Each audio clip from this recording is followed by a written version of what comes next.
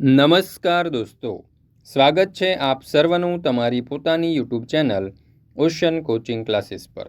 મિત્રો, ધોરણ 7ની જે સ્વ અધ્યયન પોથીનો ભાગ 3 છે તે સ્વ અધ્યયન પોથીના ભાગ 3ની અંદર આપણને હિન્દી વિષયનો પાઠ નંબર 5 આપેલો છે, હિન્દ દેશ કે નિવાસી। તેનું સંપૂર્ણ સોલ્યુશન આપણે આ વિડીયોની અંદર જોવાના છે। મિત્રો, આપણી આ ચેનલ ઉપર ધોરણ 7ની આ જે સ્વ અધ્યયન પોથી છે તે સ્વ અધ્યયન પોથીની અંદર આપવામાં આવેલા બધા જ વિષયના દરેક પાઠના સંપૂર્ણ સોલ્યુશનના વિડીયો અને પીડીએફ મુકાઈ ચૂક્યા છે। તો આ વિડીયો અને પીડીએફનો અભ્યાસ કરવા માટેની લિંક, એટલે કે આ સ્વ અધ્યયન પોથીના સોલ્યુશનના વિડીયો અને પીડીએફનો અભ્યાસ કરવા માટેની લિંક તમને નીચે ડિસ્ક્રિપ્શન બોક્સમાં મળી જશે। જરૂરથી તેનો અભ્યાસ કરી લેજો, અથવા તો આપણા વોટ્સઅપ ગ્રુપમાં જોડાઈ જજો, જેથી કરીને સ્વ અધ્યયન પોથીના સોલ્યુશનના વિડીયો અને પીડીએફની લિંક તમને વોટ્સઅપ પર પ્રાપ્ત થતી રહે। ચાલો તો શરૂ કરીએ આપણે હિન્દી વિષયની સ્વ અધ્યયન પોથીનો પાઠ નંબર 5, હિન્દ દેશ કે નિવાસી। સર્વપ્રથમ તમે જોશો તો સારાંશ આપણને અહીં આપવામાં આવેલો છે। ત્યાર પછી છે પ્રશ્ન નંબર 1, સही विकल्प चुनकर बॉक्स में सही का निशान कीजिए। પહેલો સવાલ, કોયલ કી ખાલી જગ્યા પ્યારી है, તો જવાબ આવશે અહીંયા કૂક। બીજો સવાલ, પપીहा किसका नाम है, તો જવાબ આવશે પક્ષી। ત્યાર પછી ગલત જોડ પહેચાનીએ, તો અહીંયા જવાબ આવશે નદી અને પહાડ। ઘણા બધા તમે યુટ્યુબ ચેનલની અંદર જોશો તો એમાં રાગ અને તરાના લખેલું છે, જે જવાબ એકદમ ખોટો છે। સાચો જવાબ અહીંયા આવશે નદી અને પહાડ, કારણ કે નદી અને પહાડની જોડ જે છે તે આખા કાવ્યમાં કોઈ જગ્યાએ ઉલ્લેખ કરવામાં આવ્યો નથી। ત્યાર પછી ચોથો સવાલ, પપીહે કી પુકાર કો ક્યાં કહતે હૈ, તો અહીંયા જવાબ આવશે ટેર। પાંચમો સવાલ, पंथ है निराले सबकी मंजिल तो एक है, पंक्ति में रेखांकित शब्द का अर्थ ढूंढिए। તો અહીંયા આપણને કોઈ જગ્યાએ અંડરલાઇન આપવામાં આવેલી નથી, એટલે આપણે એવું માની લઈએ કે અહીંયા મંજિલ નીચે અંડરલાઇન છે, તો આપણો જવાબ આવશે ધ્યેય। ત્યાર પછી છઠ્ઠો સવાલ, हिंद देश के निवासी काव्य से संबंधित कौन सा वाक्य नहीं है उसे ढूंढिए। તો અહીંયા પણ ઘણી બધી ચેનલો ઉપર તમે જોશો, ઘણી બધી પીડીએફોમાં બધા અહીંયા બીજા વિકલ્પ ઉપર ખરાની નિશાની કરેલી છે, જે જવાબ નહીં આવે, પરંતુ સાચો જવાબ આવશે કે हमारे धर्म का सार अलग अलग है।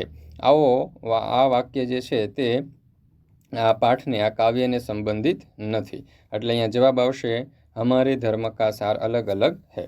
ત્યાર પછી પ્રશ્ન નંબર 2, प्रश्नों के उत्तर लिखिए। એમાં પહેલો સવાલ, हिंद देश के निवासी काव्य में किस देश की बात है, तो हिंद देश के निवासी काव्य में भारत देश की बात है। बीजो सवाल, किसकी कूक न्यारी होती है, तो जवाब आवશે कोयल की कूक न्यारी होती है। ત્યાર પછી ત્રીજો સવાલ, बुलबुल क्या कर रही है, तो बुलबुल तराना गा रही है। चौथो सवाल, किसकी टेर प्यारी होती है, तो पपीहे की टेर प्यारी होती है। पांचवा सवाल, पंथ निराले होने के बावजूद क्या एक है, पंथ निराले होने के बावजूद मंजिल एक है। ત્યાર પછી छठो सवाल, हिंद देश के निवासी काव्य में किन किन पक्षियों की बात हुई है, तो हिंद देश के निवासी काव्य में कोयल, पपीहा, बुलबुल पक्षियों की बात हुई है।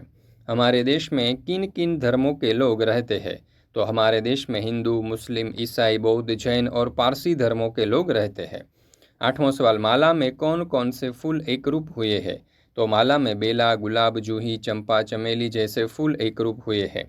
नौवां सवाल, कौन कौन सी नदियाँ सागर में मिलती है, तो सागर में गंगा, यमुना, ब्रह्मपुत्र, कृष्णा, कावेरी नदियाँ मिलती है।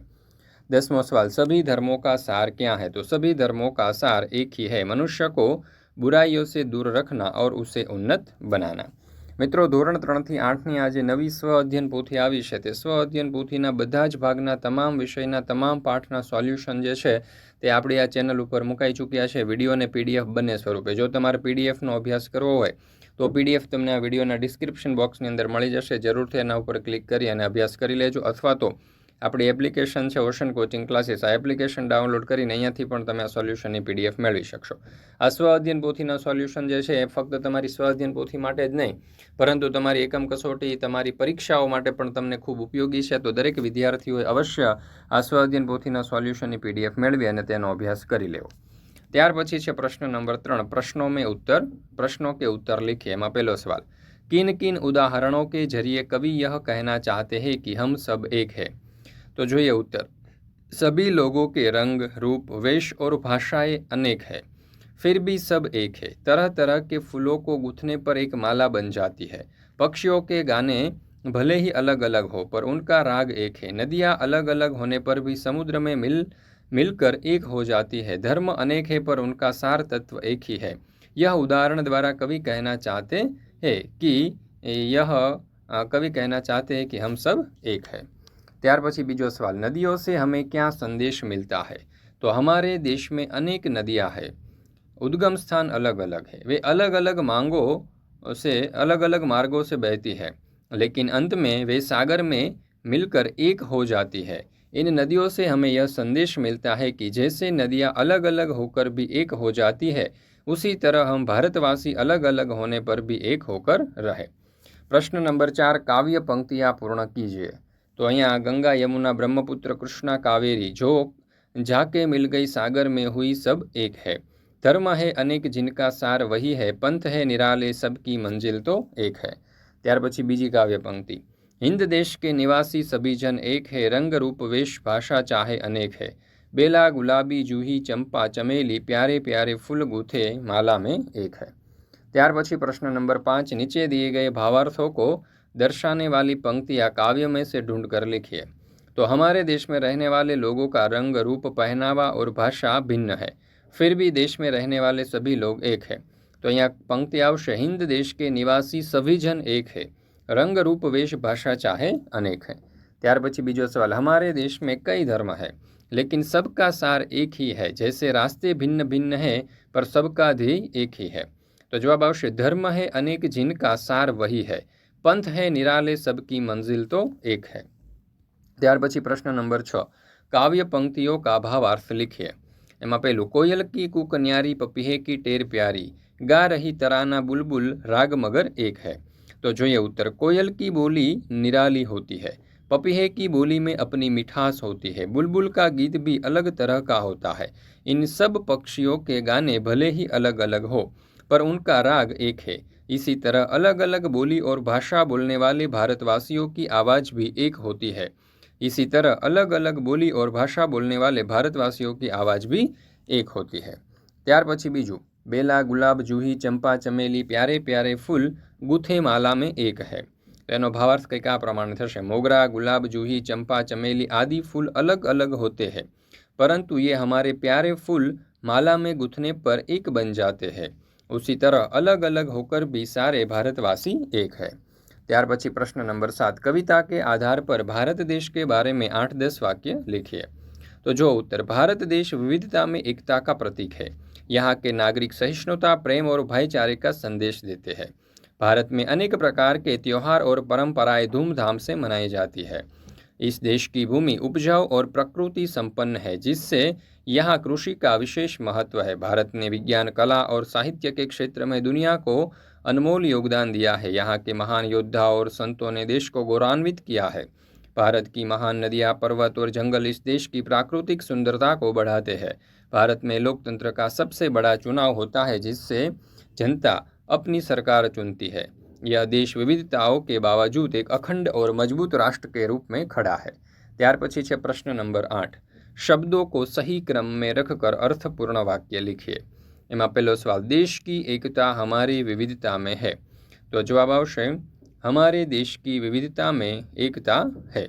ત્યાર પછી બીજું, दुनिया में देशों के भारत देश है अनूठा। तो यहाँ आवशे, दुनिया के देशों में भारत अनूठा देश है। ત્રીજું, सागर में एक नदियाँ मिलकर होती है। तो नदियाँ सागर में मिलकर एक होती है। ત્યાર પછી ચોથું, निराला है देश हमारा दुनिया में। तो दुनिया में हमारा देश निराला है। ત્યાર પછી प्रश्न नंबर 9, और शब्दों के अर्थ लिखिए। એમાં કૂકનો અર્થ થશે કોયલ की आवाज़, મંજિલનો અર્થ થશે ધ્યેય, પંથનો અર્થ થશે રાસ્તા, તરાનાનો અર્થ થશે ગીત, ટેરનો અર્થ થશે પપીહે की आवाज़ અને અનૂઠાનો અર્થ થશે નિરાલા। ત્યાર પછી છે प्रश्न नंबर 9ब, समानार्थी शब्दों की जोड़ मिलाकर कोष्टक में क्रम लिखिए।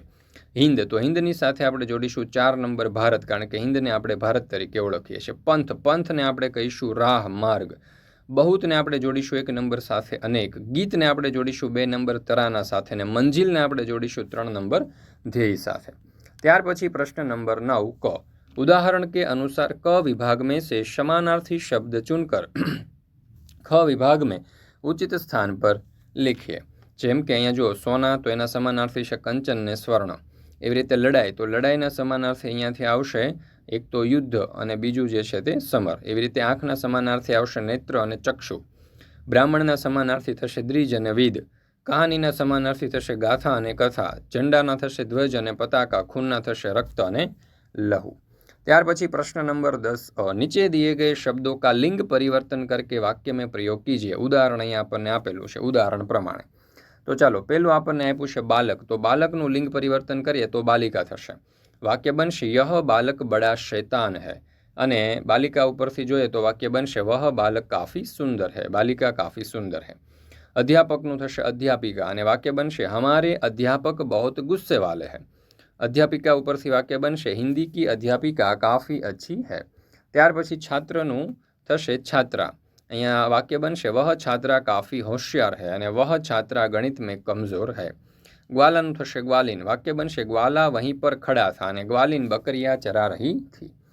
ત્યાર પછી પ્રશ્ન નંબર 10 उदाहरण के अनुसार कोष्टक में से शब्द ढूंढकर लिंग परिवर्तन कीजिए।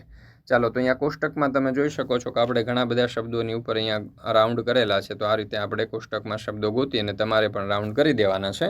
હવે એ ઉદાહરણ અહીંયા આપણને આપેલા છે આ પ્રમાણે, જો છાત્ર, તો છાત્રાનું થશે છાત્રા, તો જ્યાં છાત્રા છે અહીંયા તમે જોઈ શકો છો તો એના ઉપર આપણે ગોળ કરી દીધું। પુત્ર, પુત્રનું થશે પુત્રી, તો અહીંયા પુત્રી જે છે એના ઉપર બરાબર ત્યાં ગોળ કરી દેવાનું। ત્યાર પછી છે શ્રીમાન, શ્રીમાનનું થશે શ્રીમતી, તો અહીંયા ગોળ કરેલું છે। ત્યાર પછી ઘોડા, ઘોડાનું થશે ઘોડી। દેવરાની, દેવરાનીનું થશે દેવર, અહીંયા જોઈ શકો છો તમે। નાગિનનું થશે નાગ, શિક્ષિકાનું થશે શિક્ષક, અને બેગમનું થશે બાદશાહ। ત્યાર પછી છે પ્રશ્ન નંબર 11 नीचे दिए गए सर्वनामों को पुरुषवाचक सर्वनाम और निजवाचक सर्वनाम में वर्गीकृत कीजिए। तो અહીંયા તમે જોશો તો વહ, ખુદ, તું, વે, આપ, સ્વયં, હમ, મેં, अपने, आप વગેરે જેવા સર્વનામો આપેલા છે। એમાં પુરુષવાચક સર્વનામમાં આવશે તું, હમ, મેં, વહ, વે અને આપ, જ્યારે નિજવાચક સર્વનામમાં આવશે ખુદ, સ્વયં અને अपने, आप। ત્યાર પછી રેખાંકિત सर्वनाम के प्रकार लिखिए। मैं 7वीं कक्षा में पढ़ता हूँ, એમાં મેં નીચે અંડરલાઇન છે, તો મેં એ પુરુષવાચક સર્વનામ થશે। ત્યાર પછી ગીતા अपना काम स्वयं करती है, तो स्वयं એ નિજવાચક સર્વનામ થશે। ત્યાર પછી ત્રીજું ખાલી જગ્યા लोग खुद काम करते हैं, तो જવાબ આવશે વે, એ પુરુષવાચક સર્વનામ થશે। तुम छुट्टियों में कहाँ घूमने गए, तुम એ પુરુષવાચક સર્વનામ થશે।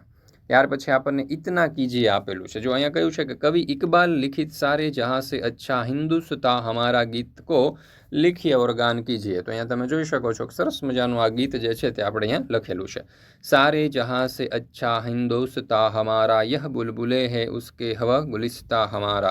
सारे जहाँ से अच्छा हिंदुस्तां हमारा हम बुलबुले है इसकी ये गुलिस्ता हमारा। गुर्बत में हो अगर हम रहता है दिल वतन में समझो वही हमें भी દિલ હે જહાં હમારા। તો આવી રીતે તમે જોઈ શકો છો કે આખે આખું જે આ ગીત છે તે અહીંયા આપણે દર્શાવેલું છે, તમે જોઈ શકો છો, અહીંયાથી જોઈને લખી શકો છો તમારી બુકની અંદર।